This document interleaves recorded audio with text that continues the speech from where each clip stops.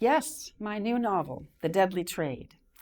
It's a murder mystery, and it's the first book in a planned series that features animal protection activist Natalie Sinclair, Nat, and her team of volunteers as they rescue abandoned and abused animals. So in this book, The Deadly Trade, Nat becomes entangled with some very nasty people who traffic globally in wild animals. That's an illegal and brutal business where the profits equal those of the illegal drug trade. The inspiration for this story actually was my husband's longtime work alongside colleagues at animal advocacy organizations.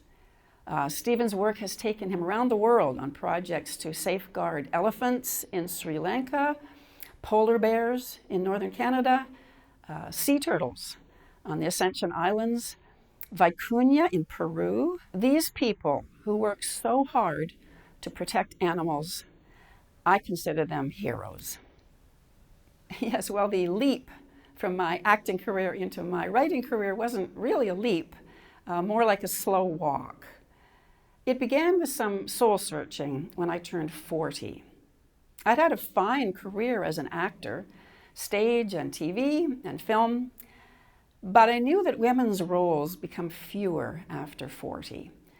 I'd already dipped my toe into writing, so when a short story of mine won a contest, which thrilled me, I decided to fully commit to writing, although I did it with some trepidation.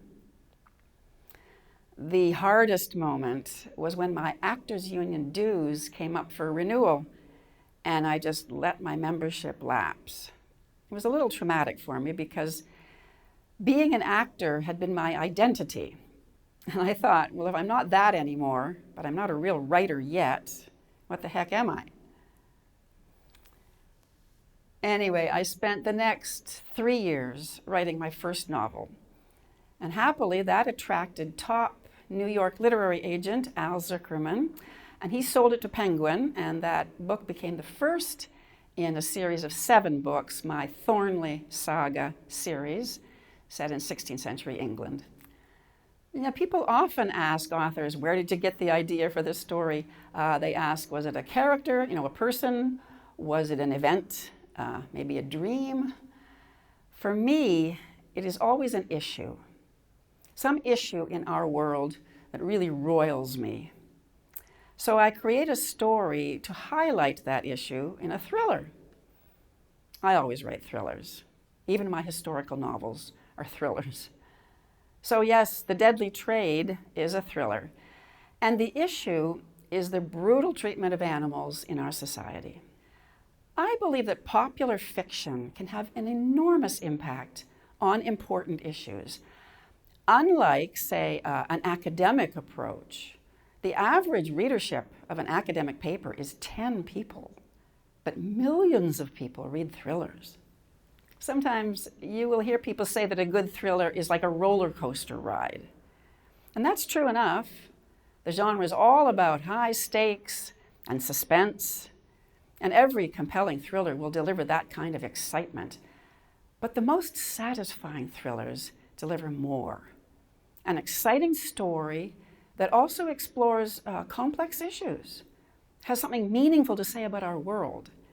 It takes the reader away from the amusement park and sends them on a voyage, a journey into a different way of thinking. I call it deep genre.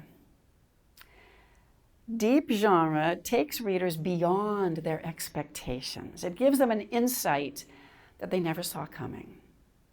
I think it's the novelist's job to challenge not only readers' expectations, but also their received wisdom, their acceptance of society's status quo. So at its heart, deep genre is always about confronting power. In the most compelling thrillers, the main character learns something profound about themselves and about our world. If they don't, they remain unenlightened, adolescent. They haven't grown, and so neither can the reader.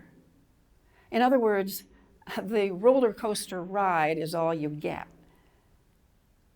I think a fine thriller or a deft murder mystery, they may end in tragedy or more commonly with justice prevailing. Sometimes it's a bittersweet blend of both. But either way, readers really welcome the experience of deep genre.